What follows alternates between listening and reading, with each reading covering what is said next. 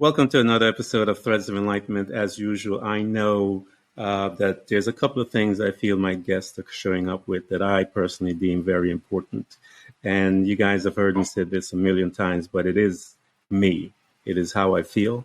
And I want to let our visitors know. Stephen, thank you for coming with your time, because to me, time is one of the most precious commodities out there that a human spirit would have the opportunity to exist in and learn of themselves and the valueness of it. I want to thank you for coming and spend some of that with us. The other, Stephen, is your journey.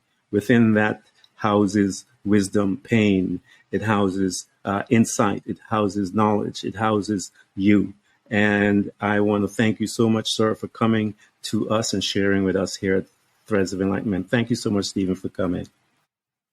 Thank you so much, Ken. I am excited. I'm glad. I'm honored to be here today. I think one thing I haven't shared with you is that today is my birthday.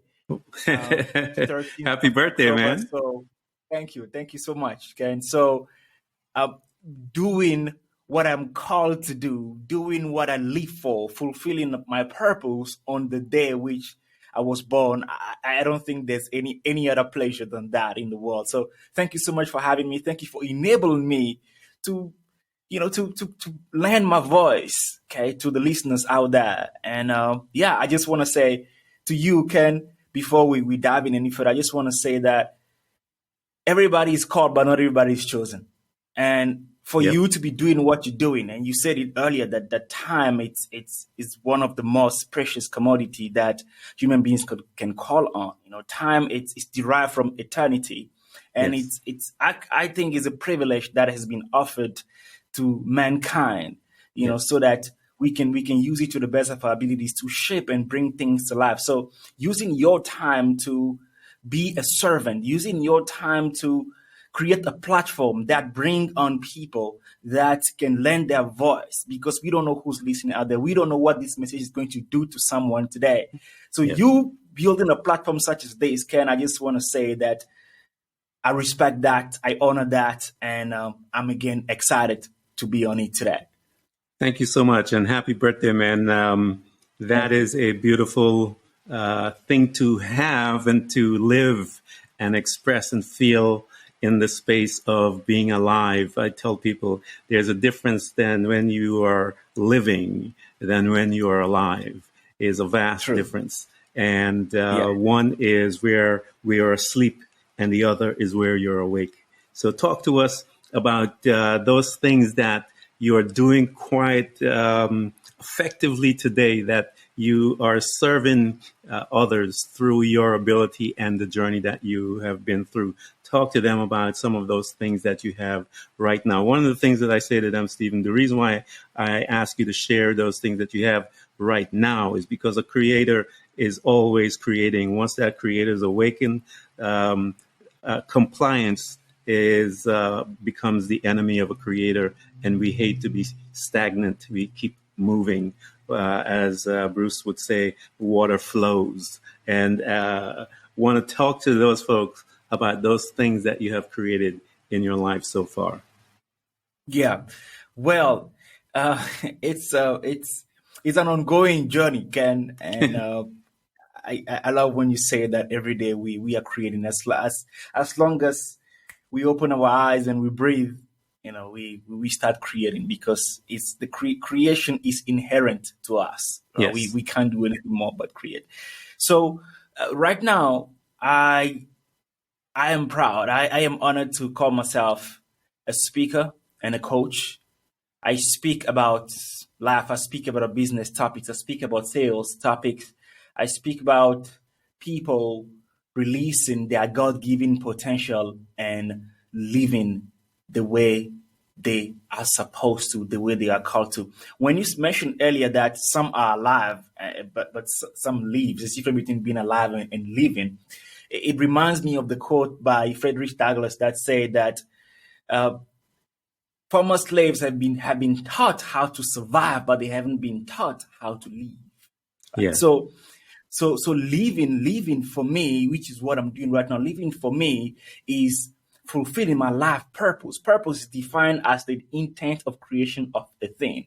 Yes. And I live that purpose, I live that intent of creation by being an author, by writing books in which I share my experience, my wisdom, so that somebody can pick it up and read and can relate to it. I live my purpose by being on podcasts such as this so that I can share what I've learned. I live my purpose by being the co-founder of Leadership University, a university that aims at redefining education, that we shouldn't focus anymore about the grades, but we should focus on the talent of the people, the unique abilities of the people. So I live my purpose by being the founder of Salesforce Catalyst, a platform that strives to empower people, to motivate them, and bring about those that believe they have the gift to speak, they have the gift to coach. So the Salesforce Catalyst is basically a collective of coaches and speakers that we work together to serve the world. So speaker, coach, author, founder of Salesforce Catalyst, and co-founder of Leadership University. Those are some of the things that I've created thus far. That's I am proud of you, man. That's a lot of things that you have moving you and motivating you. I tell the people, Steven, to find someone's purpose will always make you purposeful. And when you live from that space, you are actually, the purpose keeps you focused. And one needs to be focused in order to become a marksman. You can shoot all over the place, but if you're not focused, you will never become a marksman. And when you become a marksman is when you become more effective.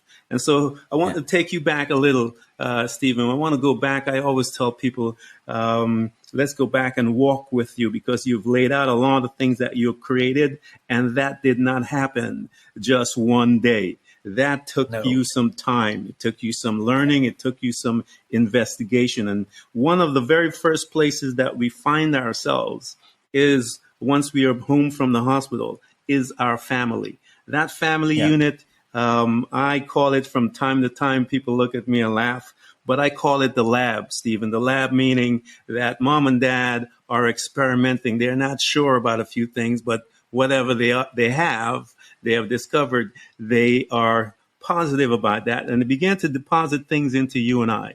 I wanted to talk to us about your family unit. How was that, and how was your upbringing as a young man? Well, again, I think one thing I want to really highlight on before I even dive on, what my background was, is that which you say, that it didn't just happen overnight, right? Mm-hmm.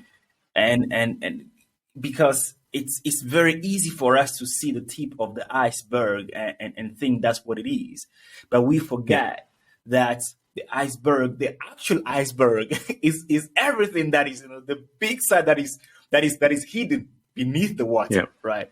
So I am what I am, where I am today, by the grace of God, but also by all the experiences and things that I've had to go through, have to learn, had to suffer sometimes, and that's what made me today. So I was born in Togo, West Africa. Okay, a lot of people don't know Togo out there, so I need to give a little bit of geography lessons there. So Togo is right between Ghana and Benin. Okay, so it's a tiny country.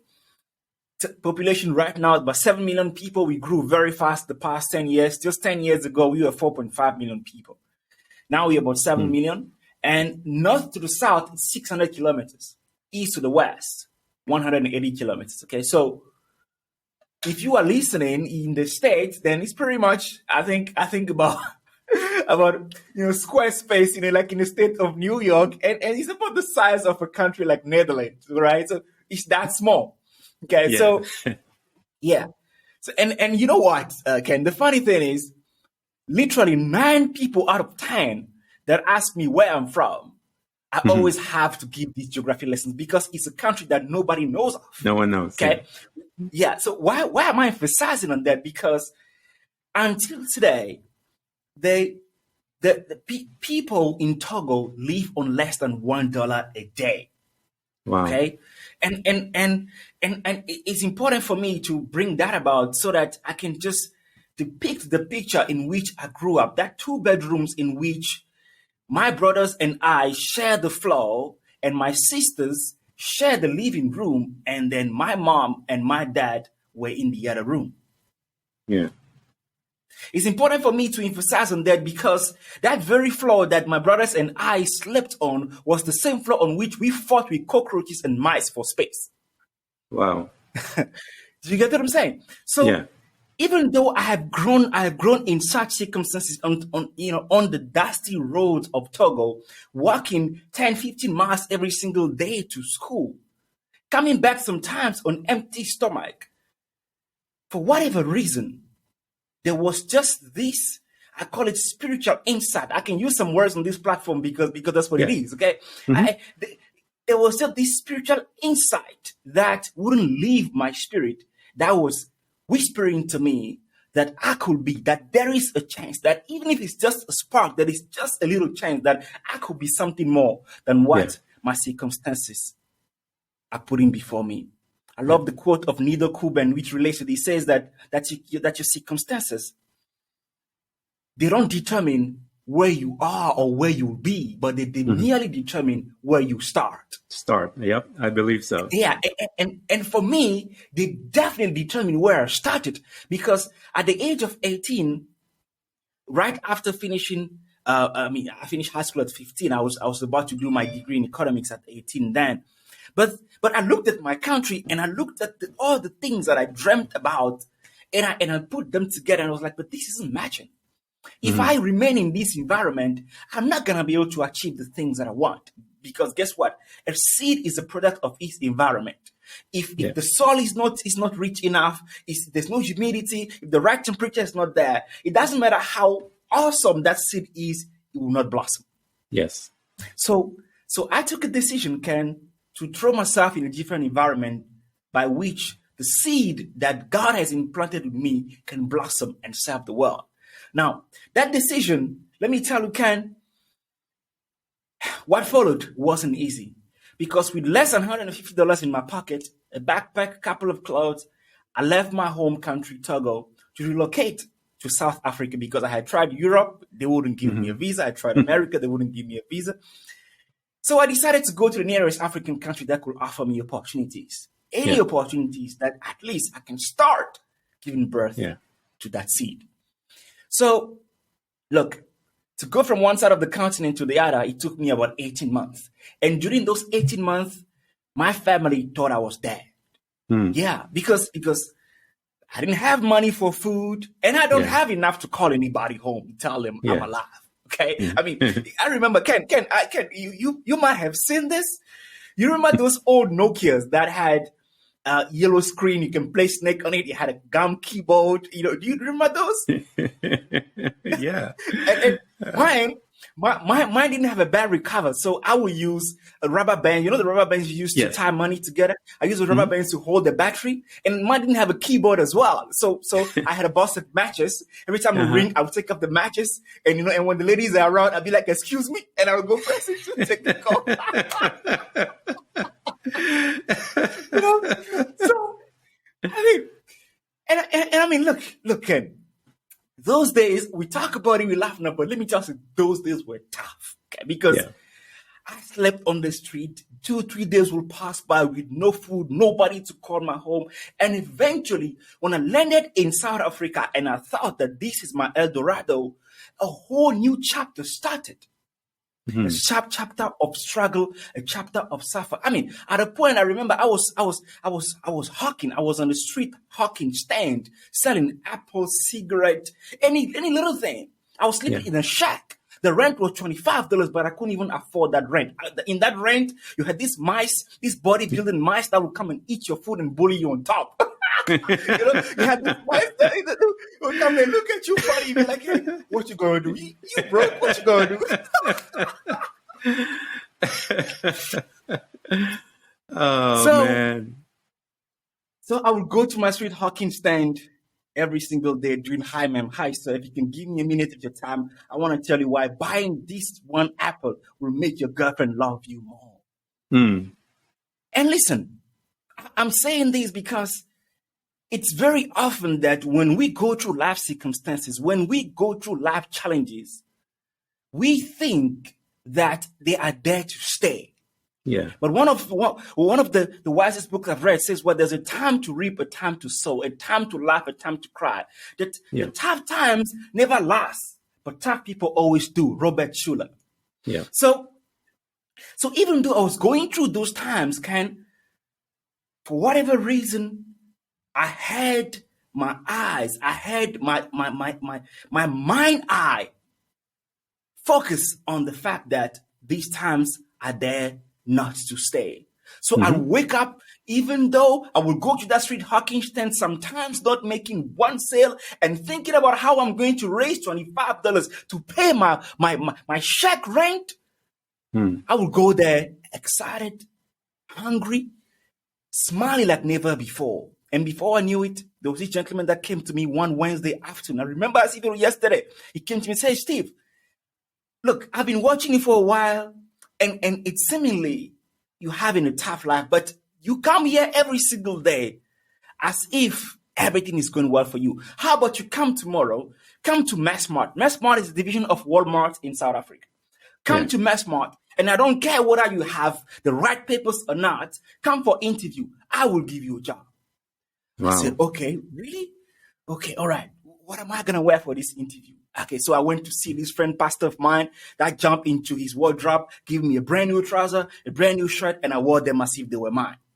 I walked to this interview room. The interviewer's name was Isabel Kukumoa, blonde lady. As soon as I opened the door, she saw me. She's like, I didn't even greet. I didn't even say anything, Ken. She was like, hey, I sense so much confidence from you. You've got the job. Okay, I got the job just like that.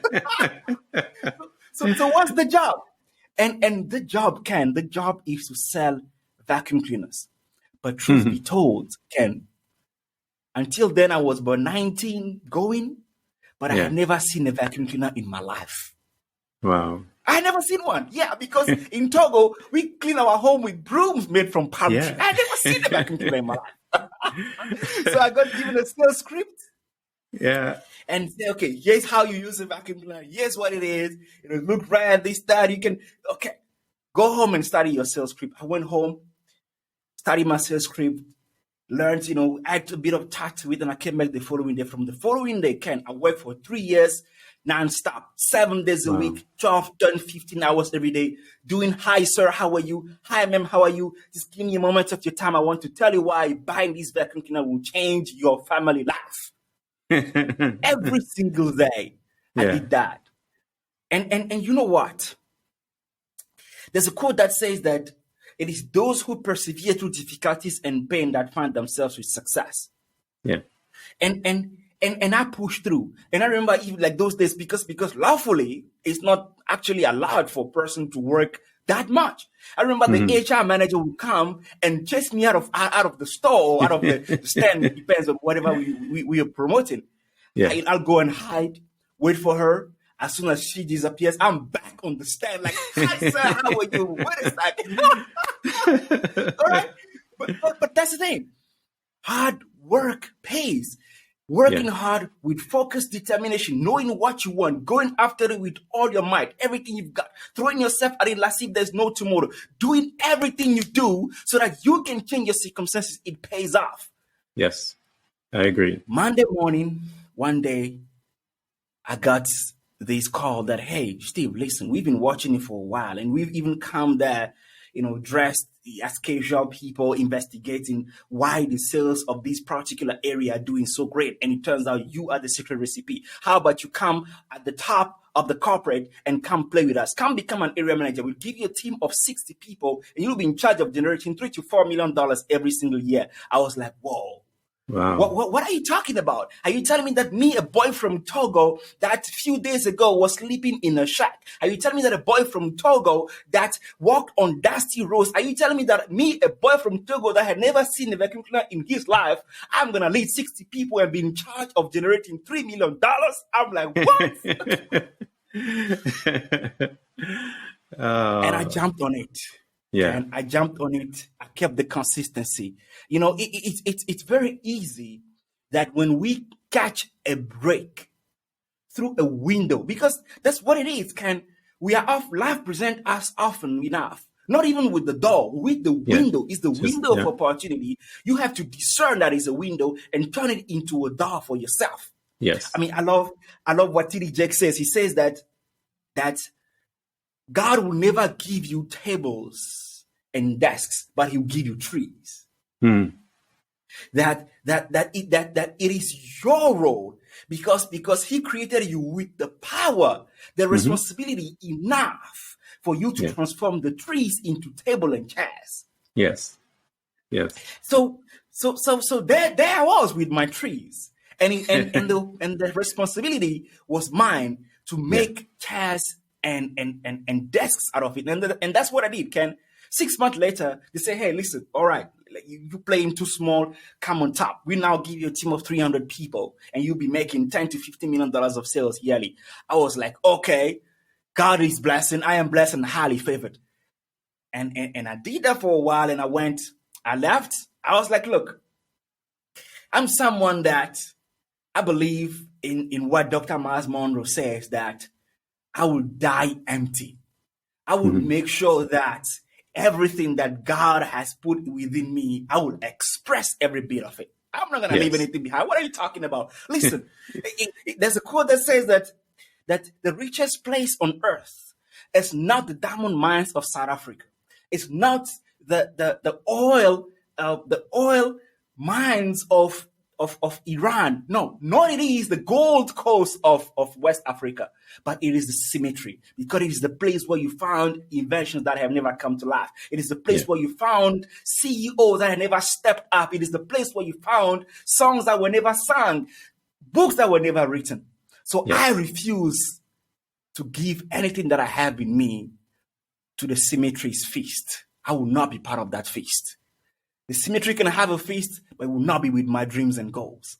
So I left the corporate world, and I went to start a company, making and exporting hair shampoos, and hair products and all kind of things in it. Well, I did it for about a year, and it crashed. When it crashed, Ken, it took everything I had with it. It took the house I had bought back then. It took everything I had worked for the past 5-6 years. Okay. And I was back to zero. All right. Yeah. And I remember, and I talk about this in my TEDx talk that I did in Netherlands, Leiden University. You can check it on YouTube. I talk about this in the talk, The Upside of Losing Momentum. I said that when we find ourselves in those dark moments, we ought to remember that the seed come to life in the dark of earth. Yeah. That when we reach that point, there's always an opportunity to create something new, or should I say, someone new. And that's what I did. When I got there, I was like, all right, so what am I going to do now? What is next for me? And I had to look back. I said, all right, so what has gotten me so far, it wasn't because I worked hard. No, it wasn't because I was smart. No, it wasn't because I could sell. No, but it was a unique ability to bring what God has entrusted me within, to bring and express that out and influence and impact people with it. I remember that. I mean, I had the only team that was highly motivated. Every time we'll have, sales dropping in the company, I would tell my CEOs, hey, bring the whole entire sales company. We're talking about 3,000-4,000 employees. Bring every one of them, put them in one hall. I will talk to them. And I will talk to them. A month later, our sales will skyrocket. And I was like, listen, hold on a second. I might have a gift. I might be great at this. Let me throw myself for this. And that's when I decided to leave South Africa to move to Asia and to start my speaking and coaching career. Look, that in itself is a whole other story, because I remember when I got to Singapore for 3 weeks, I hadn't seen anybody looking like me. And even in the fine print of the country, it says that I'm not welcome. But hey, listen. Yeah, right now. Stephen, all of this started, your journey that you described, all of it started with one statement that you made as a young man. And that statement was that you needed to plant the seed somewhere else. And I tell people that life is a series of statement of faith.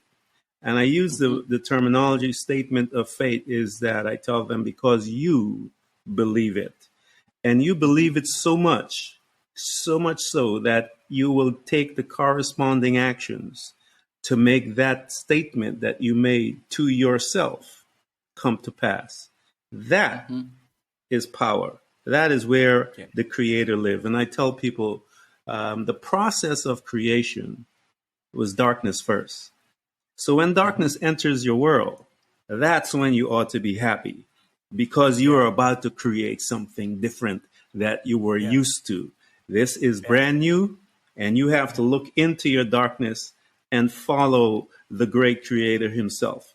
And you look at it and you begin to speak at it, you begin to tell it, I am going to do this. I have Yeah. need of this. Now, when he spoke and said, I have need of light, the molecules began to formulate and to create what he released his words to say. And Sure. that is exactly how you and I create. We don't create Yeah. any different. There is no Yeah. other model. He is the one that set the model by which you and I, he calls us in the book of Psalms, little gods. I gave you dominion over this particular area. It is your responsibility. I want you to be this way.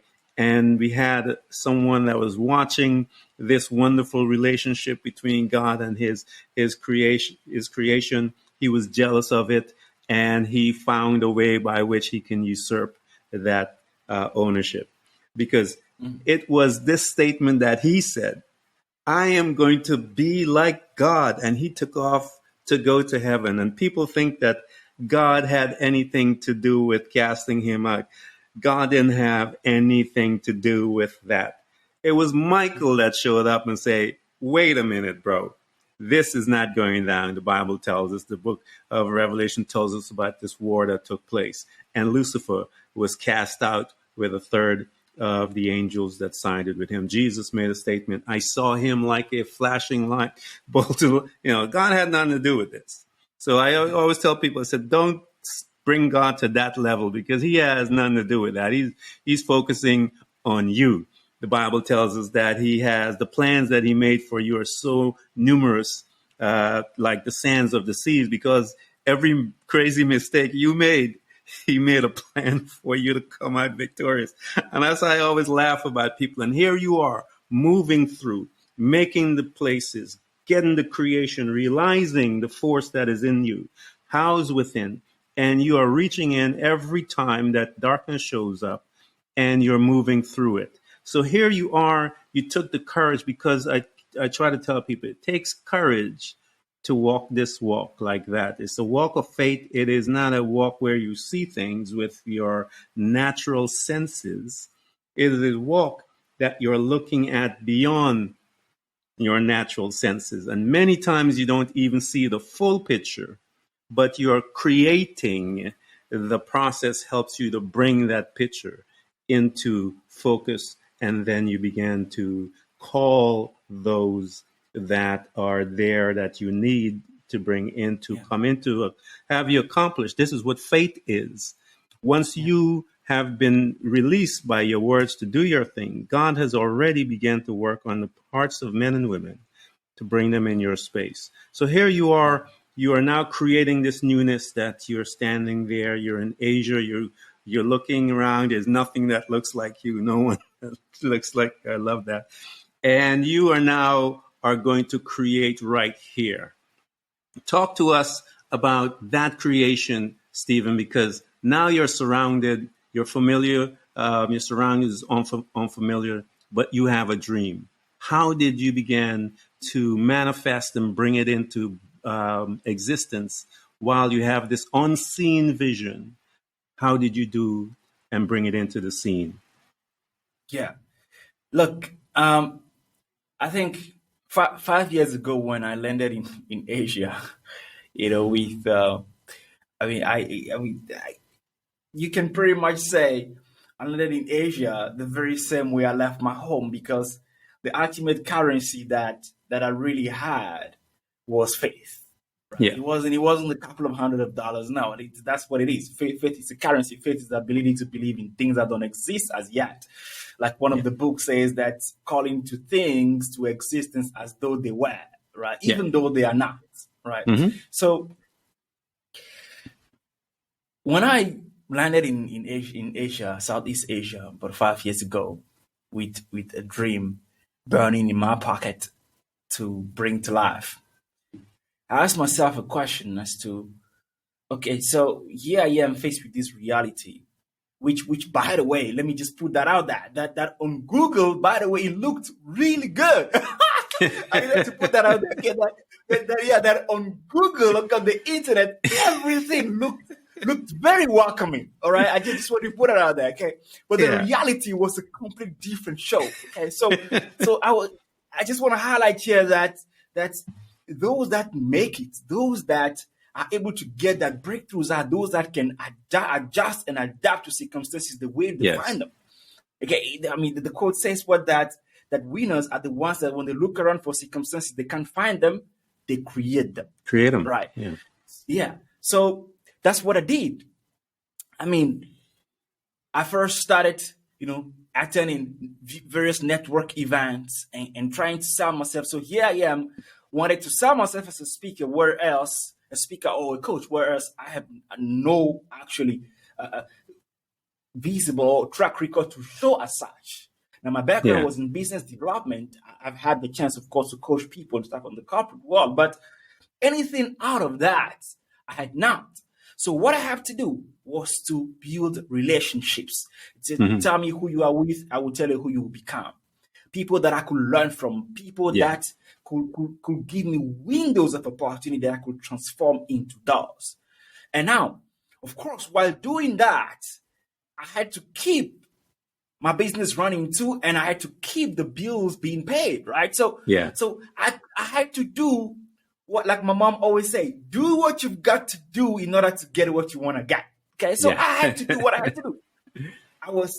And look, I'm not shy to say this. We've got to say things the way they are, and I think the world as it is right now, we need people that can just tell things bluntly. We don't need no more lies. We've got enough of those in the world.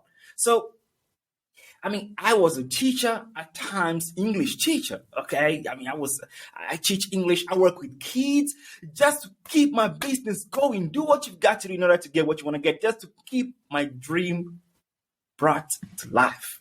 Yeah. So it wasn't long until I moved to Bali, eventually traveled through Southeast Asia a little bit, moved to Bali, and I met Arthur Kamasi, the world #1 thought leader in world culture, organizational culture. This word may see us sometimes.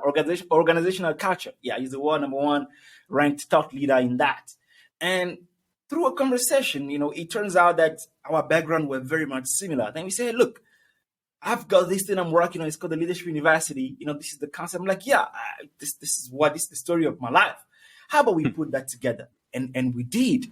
We put that together. And look, things started happening one thing after the next. Now, what I want to highlight here is that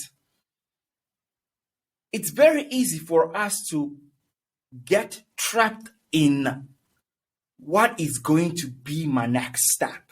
Yes. I've met people lose their minds, literally lose themselves into that question, what is next for me? You don't have to figure out what's next for you. You just have to believe.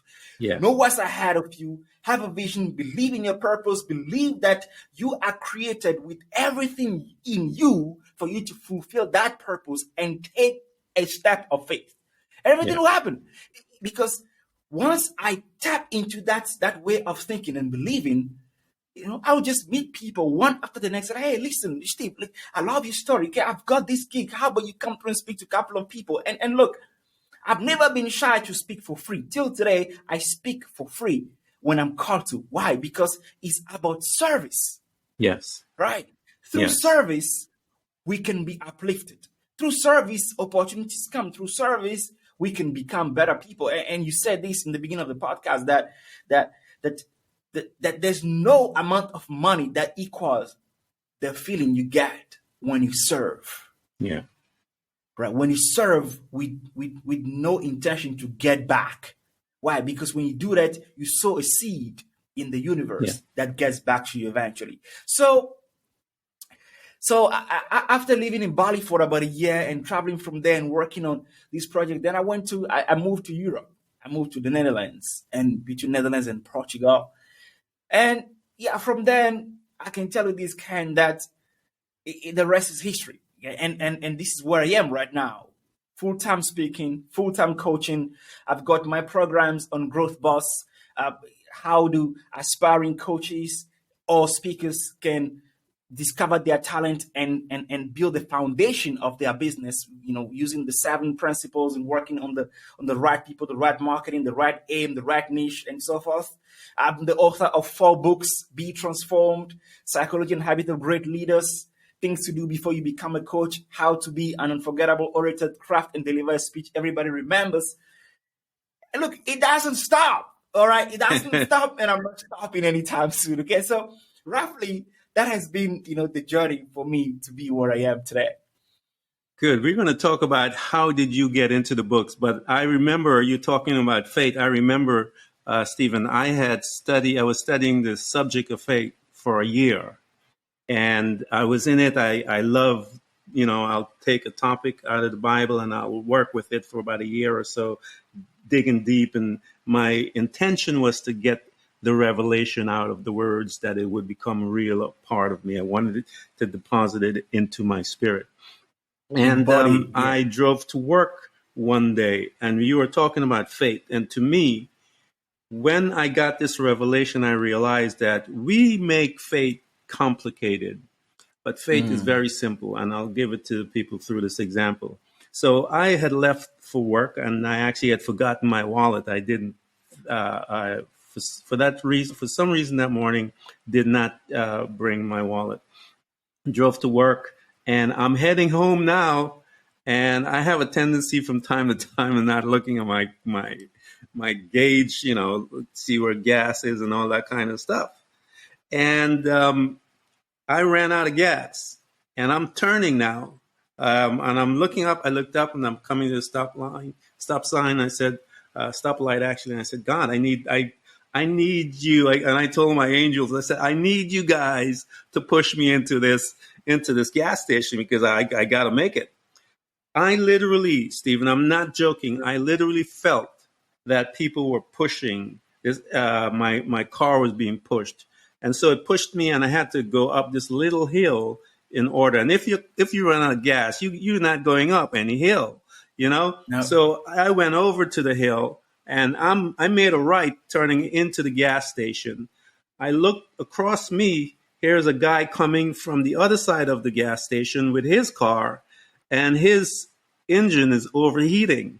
I'm pulling in, he's pulling in. He parks right across from me, and in front of me, and I cross it. So we're like in this L position, and I'm sitting there in my car, and I was like panicking and whatever. So I had this thing in my spirit to go and talk to that man, and I kept looking at him and seeing him. He was frantic, and this thing inside me, go and speak to him, go and offer to help him, tell him that you would, and this was the thought that came to me, tell him if he puts gas in your car, that you will take him where he was going. And I'm sitting in my car having this conversation within myself. And because of the shame and fearfulness, I did not go to that man. I called my dad and I said, hey, Dad, come and I left my wallet. Can you bring my wallet or whatever? But I knew what was happening inside of me. Now I'm listening to this guy's phone call that he's making. He's on the phone yelling, telling the people. After I'd called my dad, he's telling them, I am so sorry. I was coming to the interview and my car broke down. And here was my opportunity. God, after studying all this subject about faith, he was trying to teach me. I was, if you will, I was learning about the lab part of it, and he was trying to show me the practical part of faith. This guy came in. My need was drawing his need. His need was drawing mine. I never went to him. I realized that I made a mistake, and I came to God and I said, I am so sorry.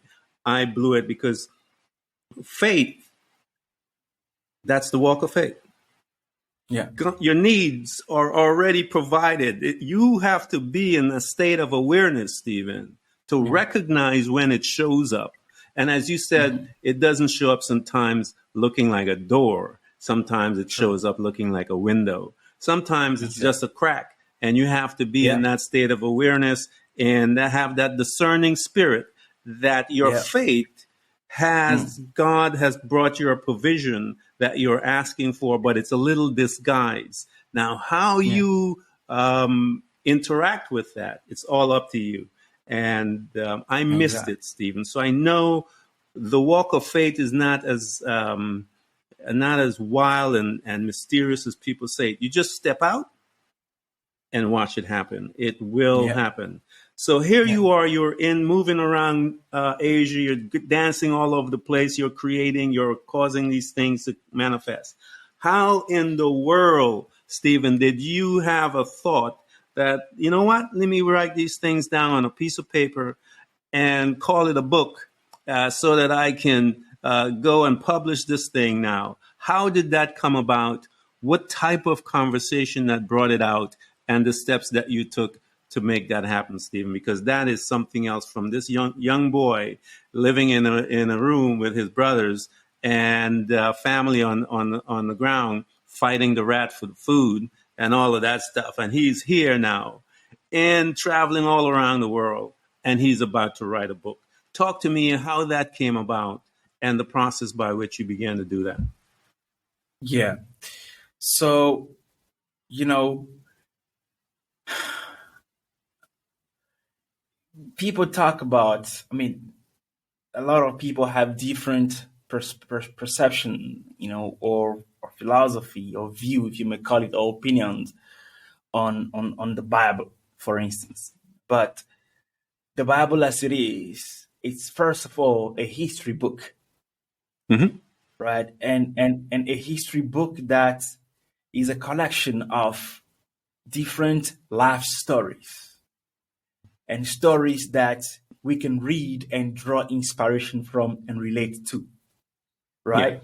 So a practical example would be the story of Abraham and Sarah. Abraham was 100 years old. Sarah was 80 years old. Again, talking about within this context of faith. Now, there's no woman at 80 years old that's going to give birth. The menopause nowadays is what? Even like plus 40 people are already menopausing. And there's no man that has strength at 100 years old to even make a kid. But when they believe, because what Abraham was righteous, which was counted for him, therefore he became the father of faith. But when faith came into the question, when faith came into action, let me put it that way, when faith came into action, the natural laws were banned.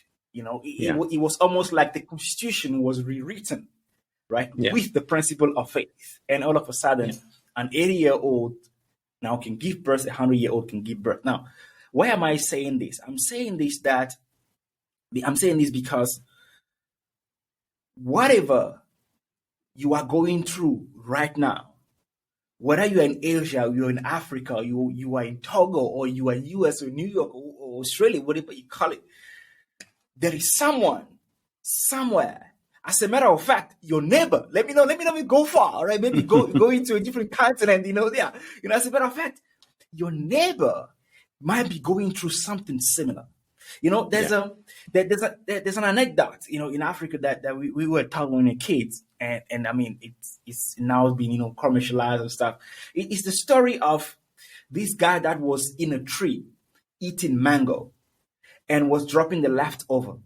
And the guy that was beneath the tree couldn't climb. He doesn't have the ability to climb, and so he rejoiced with the leftover that he was having. And when he had the leftovers, he dropped the how you call it, the seed in it. How you call that thing in the mango? Is that how you call it? Seed. The Is it mango the seed? seed. Okay. Yeah. The big one, Yeah. I don't know if it's called seed as well. So he'll drop the seed, with just a little tinies of mango slides on it. and there will be someone else that will be crawling to come and live of that. Yeah. Right. Now, what that story taught us back in those days was that you may be thinking that you are going through worse, but there's somebody else that's going through worse than you. Yeah. All right. And there's somebody else somewhere that's going probably through the same thing that you're going. So the reason why we document stories, the reason why we share our life lesson, the reason why Ken has this podcast is so that we can reach out to our neighbor. Yes. Right. If our neighbor doesn't have the ability to reach out to us, what the book says, love your brother love your brother like how you love yourself. Treat your brother like you treat yourself. Yeah. Right. So the reason why we document these things is so that we can send a message to the other person on the other side of the world that might be picking up this book one day, that listen, whatever you are going through right now, don't worry, it's going to pass. It's not going to be that way. I've been through it. Hold on a second. I've been through worse than that. You think right now that your kids are acting up? Oh, listen, I didn't have a chance to even have a kid. That deep down, when I go on my knees every single day, the first thing I do is ask God to give me kids. Oh, you think that you went through a bankrupt? Oh, listen, let me tell you something. I worked for 25 years and built a business of $1 billion that went down the drain in just a day. Now I'm living in my car. You think that nobody's listening to your podcast? Listen, you've got a voice, at least a mic to record this podcast right now. Keep doing it. Somebody's got to listen, because what? Listen, I don't even have a phone to record my podcast. Right. So we document this story. We document these life happenings so that we can use them to inspire somebody, so that person feel inspired to aspire to acquire the things they desire. Whoa. Yes. You may have to put that in the book. Right. So Ken, if you ask me, why do I write the books that I write?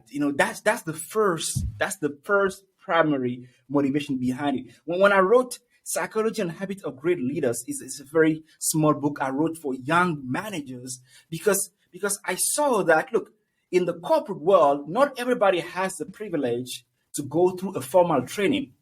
Yeah. Right. Not everybody has the opportunity to have the right support of their managers. So what I did was document what my journey was like, to be a boy from Togo, West Africa, to jump in the corporate world, to be in a world where all my colleagues were 3-4 times my age, and being the best senior manager month in, month out for all the years I worked in that company.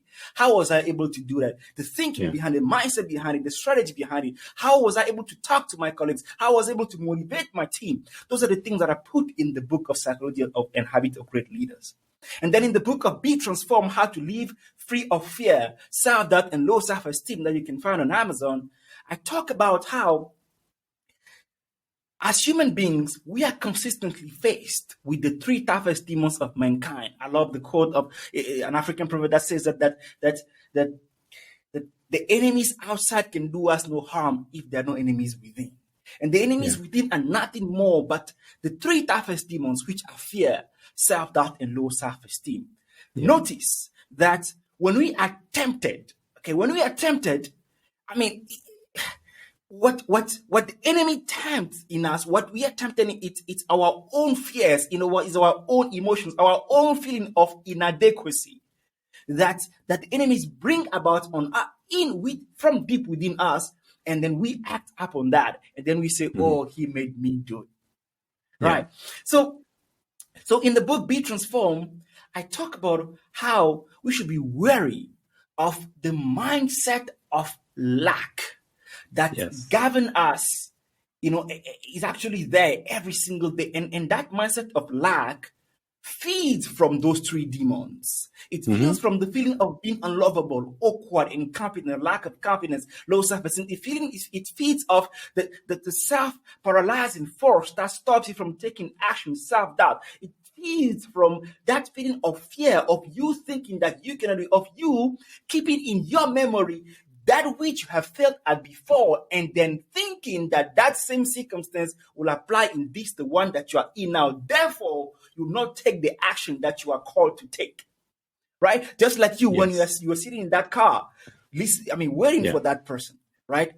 You are Yep. experiencing what? Self-doubt. You are like, oh, listen, will this guy Yep. even listen to me? Who am I even to talk to this guy first place? Let me mind my business, right? That was a feeling of inadequacy, right? That's how low self-esteem, that's how self-doubt creep in and Yep. stop us from us taking a stand to do what we are called to do.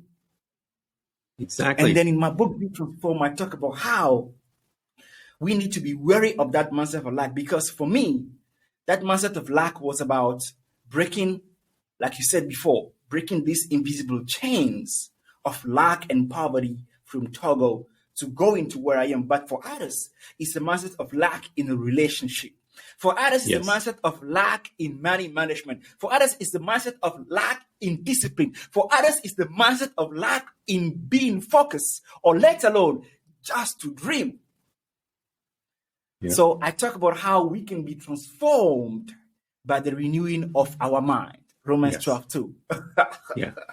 Man, that's a lot. Guys, anyone that's been listening to Steve and I mean, this is a rich conversation. We are listening to the journey of a young man that realized who he was and what was inside of him. And once he had that revelation of who he was, hard times did not deter him. The spirit of lack did not deter him. The spirit of fear did not deter him. Low self-esteem did not stop him. Those that are listening to us, that are dealing with those types of thoughts and feelings and things within you, this young man has been there. He knows how to walk you through. Why? Because he has been there. He knows the questions to ask you that you don't know to ask yourself. Why? Because he had to ask those questions of himself to get to his desired outcome. He can assist you to come out of your situation somewhat faster than if you stayed there by yourself. And this is why he is here. And I'm going to provide all his stuff so you guys can reach him, because it is important that you come into his space to get out of yours. And so once you make that connection and that exchange, your world, I promise you, will change, because he's talking about some spiritual forces. One that is one powerful one is called faith. And I want to tell you, why does faith works? Because it was faith that created this universe. And when God spoke those things into existence, faith will always supersede the natural laws that are here. Let me give you some example. Jesus walked on water. How did he do it? By faith. See, Peter walked on water by faith. And Jesus cast out demon by faith. He healed the sick from distance by faith. What was he looking for when those people showed up? He saw it in the centurion soldier. I have never seen anything like this. This man's faith is something else. The woman from Canaan, the Canaanite woman, about the story about the dogs and eating the bread. And he says, I never seen anything. What ingredients was he looking for? Faith. When he looked at the disciples, he said, where is your faith?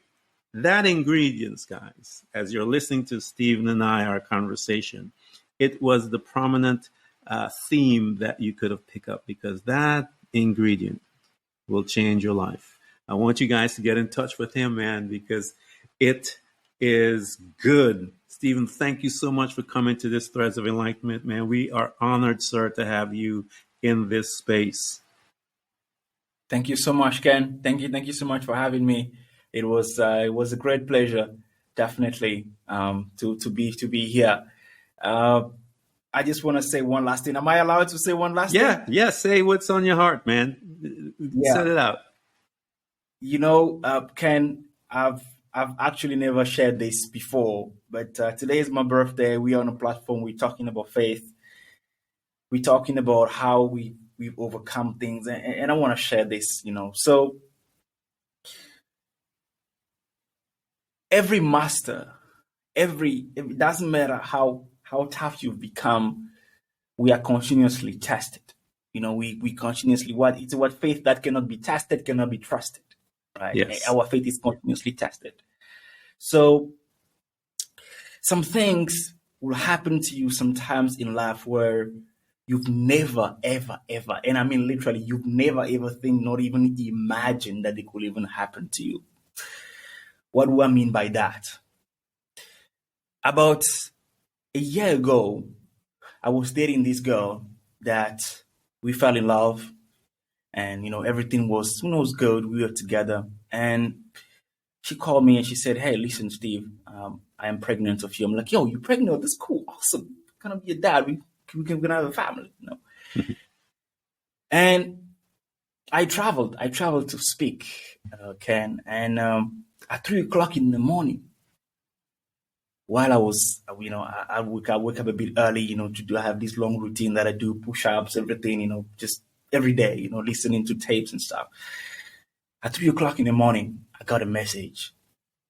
"I just want to let you know that I'm leaving the country," because by then I met her in Turkey, Antalya. We were together in Turkey, Antalya. "I just want to let you know that I'm leaving.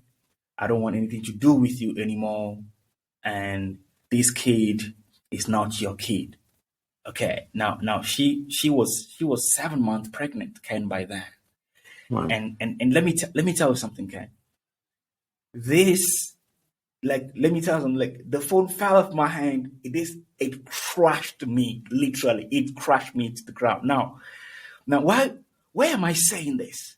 I'm saying this because at that point, I believe that I had developed another whole level of resilience that nothing could ever get to me. I mean, for the past 10, 12 years, every day I wake up, I do my push-ups, I listen to 1 hour or 2 hours of motivational tapes, I pray if I have to. I've built this shield mind that nothing could go through it. But guess what? There was one core value that was very important to me that I had never explored then, which was the importance of my own family. Yeah. You get what I'm saying? So, Yep. so when that happened, it cut me so deep that I was like, man, what is this happening? But I remember that one of my bosses told me once that, "Listen, Steve, when you are in a hole, the last thing you want to do is to keep digging. First thing you want to do is keep climbing up." I remember the words of Paul that said that we walk by faith and not by sight. I remember the words of these wise men that say that when I walk in the valley of shadow of death, I fear no evil because your rod and your staff, they comfort me. I remember the words that said that, "Listen, 1,000 may fall on your left and 10,000 on your right, but nothing shall come near you." I remember the words that say that, "Listen, it may be tough today. It may seem like there's no way out, but there's always a way out. Not because you cannot see, does not mean that the way is not out there." Yeah. I remember those words, Ken, and I put myself back together, right?